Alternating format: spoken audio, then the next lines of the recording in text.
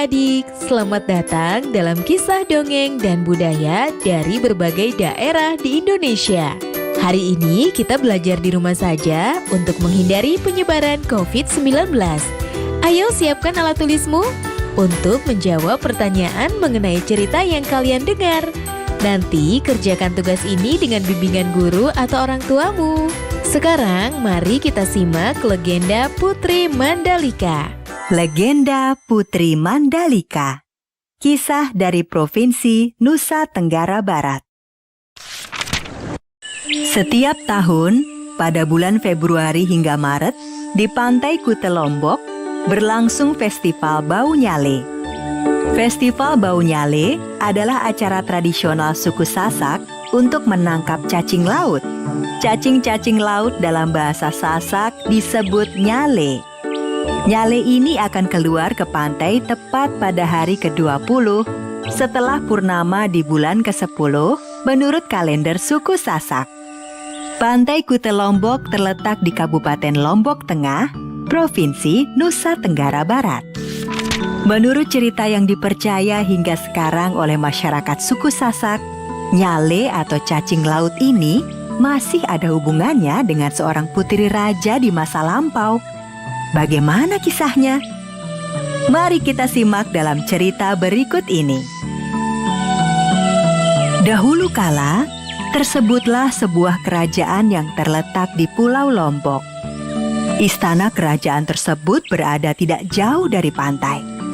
Raja Tanjung Beru dan permaisurinya Dewi Seranting memimpin kerajaan dengan sangat adil dan bijaksana.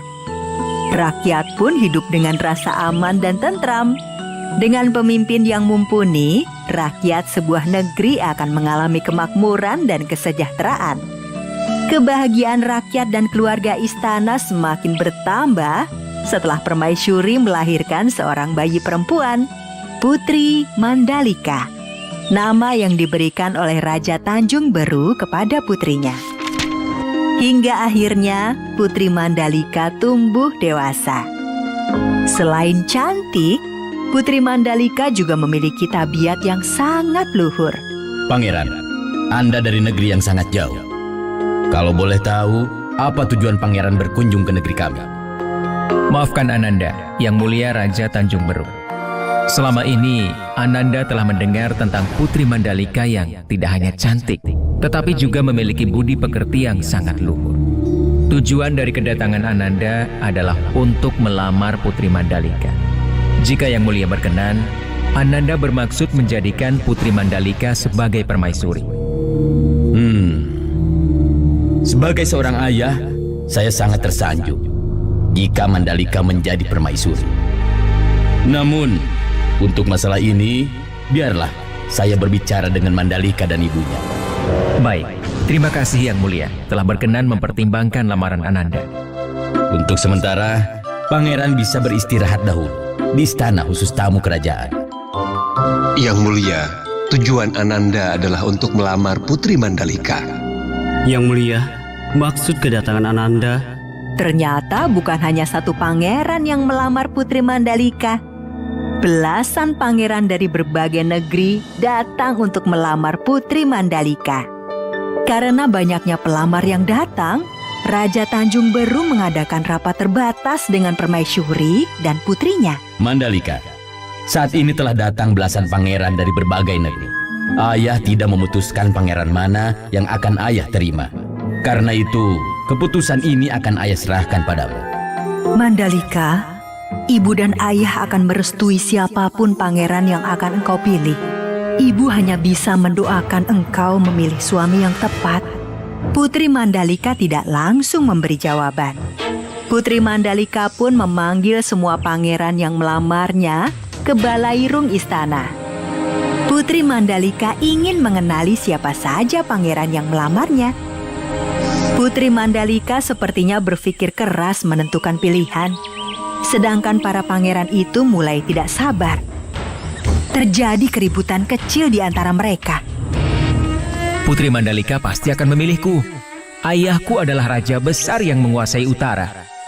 Tidak mungkin. Akulah putra mahkota kerajaan barat sana. Putri pasti memilihku. Ayahku adalah penguasa lautan di timur. Akulah yang paling layak menikah dengan Putri Mandalika. Jika sampai kamu atau kamu yang terpilih, kupastikan pasukanku akan menyerang kerajaan kalian. Kamu pikir aku tidak berani menyerang kerajaanmu? Pasukanku punya persenjataan yang lebih lengkap. Kerajaanmu akan kuratakan dengan tanah. Kalau aku tidak terpilih, maka aku bersumpah semua armada angkatan laut ayahku akan meluluhlantahkan negeri kalian. Akan kubumi hanguskan negeri kalian hingga tak tersisa. Diam kalian! Para pangeran langsung diam di tempat karena terkejut Putri Mandalika ternyata berani membentak mereka. Pada hari ke-20 bulan ke-10 atau 3 hari dari sekarang, pagi-pagi sekali, datanglah ke pantai. Aku akan memberi jawaban kepada kalian. Masih ada waktu 3 hari lagi. Putri Mandalika menunda jawaban dan pergi ke pantai. Putri Mandalika sepertinya tidak ingin gegabah mengambil keputusan. Dia sudah melihat ancaman perang besar jika memberi jawaban dengan terburu-buru. Putri Mandalika pun bersemedi di tepi pantai. Dia mencari cara menghindari pertumpahan darah dengan memohon petunjuk yang maha kuasa. Pada malam sebelum hari ke-20, Putri Mandalika selesai bersemedi dan menemui kedua orang tuanya. Ibu, ayah, besok pagi-pagi, marilah kita datang ke pantai. Ananda sudah mempunyai jawaban untuk para pangeran itu. Hari yang ditunggu-tunggu para pangeran pun tiba. Belasan pangeran itu pun sudah menunggu dengan tidak sabar. Bukan hanya para pangeran, tetapi rakyat juga berduyun-duyun datang ke pantai. Mereka ingin mengetahui siapa yang akan menjadi suami Putri Mandalika. Putri Mandalika ditemani ayah dan ibunya datang dengan berjalan kaki dari istana. Setelah melihat para pangeran itu sebentar, Putri Mandalika berjalan menuju karang tempatnya bersemedi.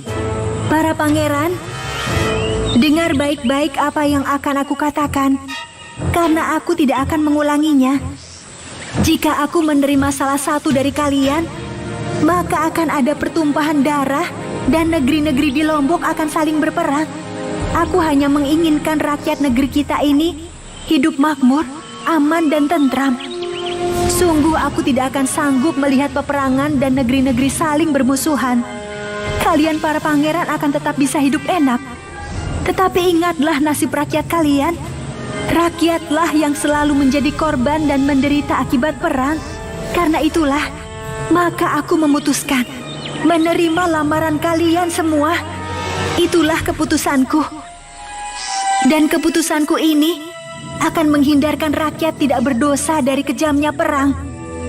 Ibu dan ayah, terima kasih telah membesarkanku dengan kasih sayang.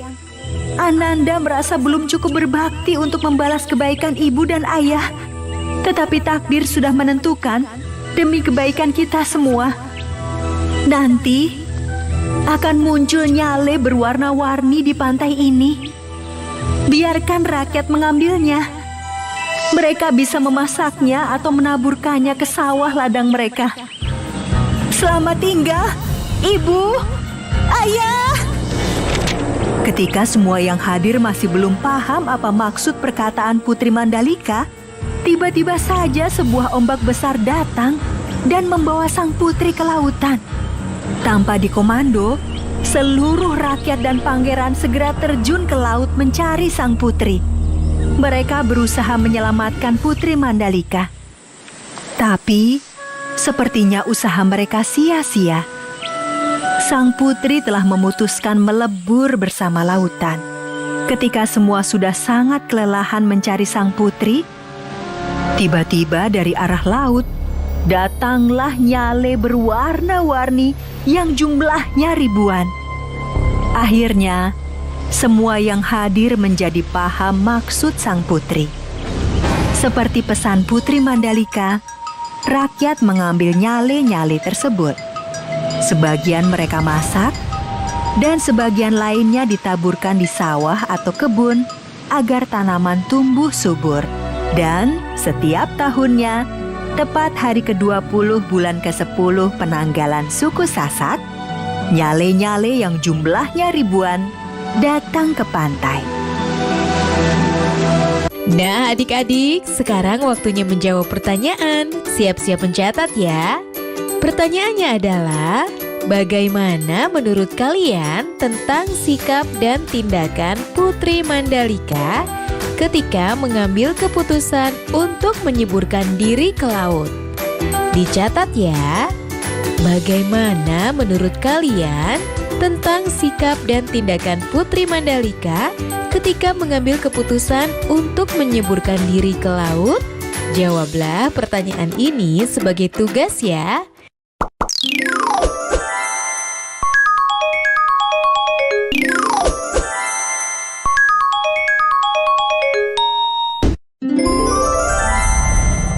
Raja Ampat dari Telur Naga. Alkisah, tinggallah sepasang suami istri di kampung Wawiyai Raja Ampat, tepatnya di daerah Papua Barat. Seperti biasa, mereka pergi untuk mencari makanan setiap paginya.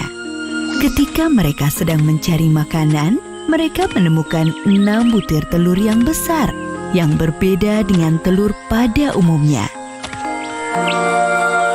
Istriku, coba lihat apa yang aku temukan. Ini apa ya? Sepertinya ini telur.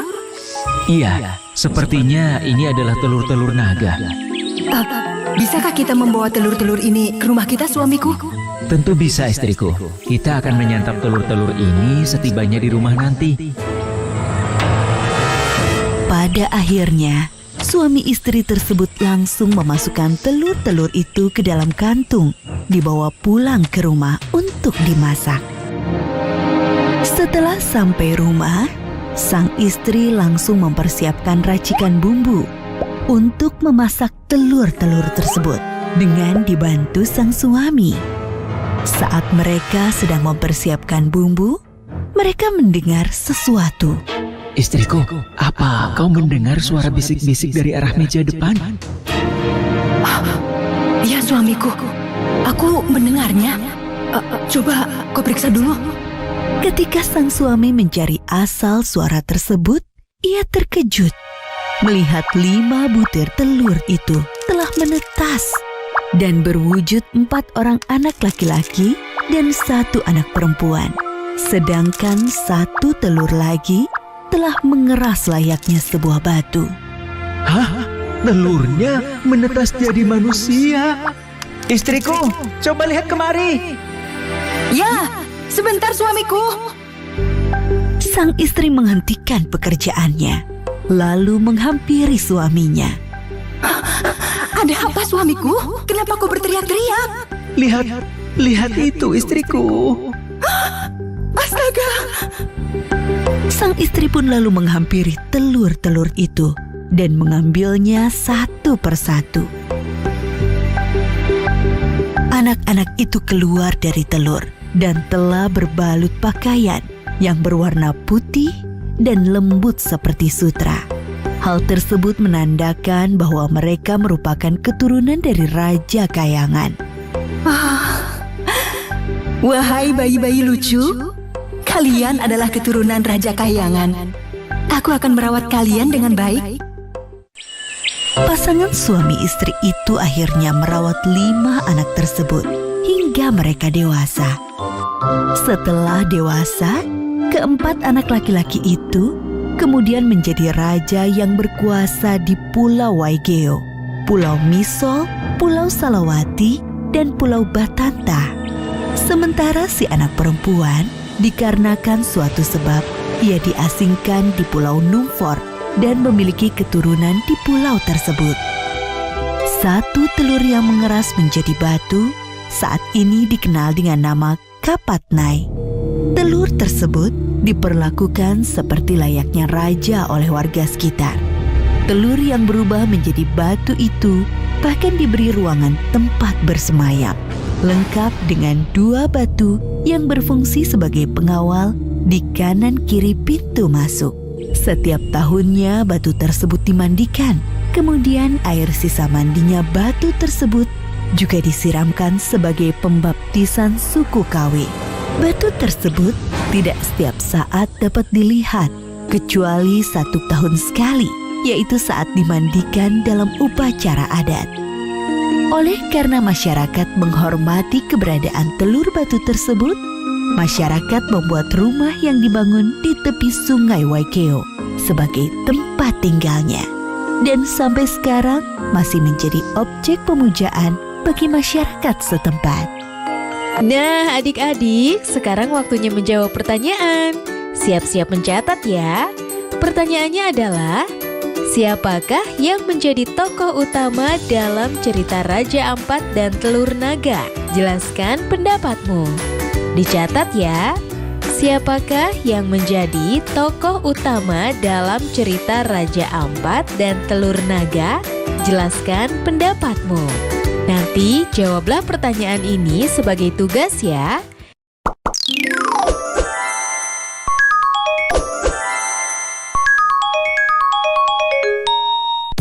Halo teman-teman, hari ini Diva dan Tommy akan memperkenalkan pakaian adat dari Kalimantan Barat. Dimulai dari Diva dulu ya. Diva memakai baju berbentuk rompi untuk atasannya. Lalu Diva memakai kain songket untuk bawahannya. Untuk rambutnya Diva memakai sanggul.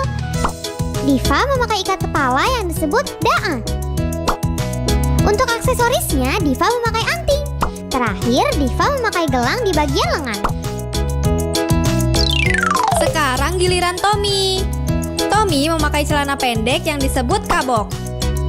Tommy memakai baju berbentuk rompi. Selanjutnya, Tommy memakai gelang tangan. Tommy juga memakai ikat kepala yang dihiasi dengan bulu burung. Terakhir, Tommy memakai gelang di bagian kaki. Selesai deh.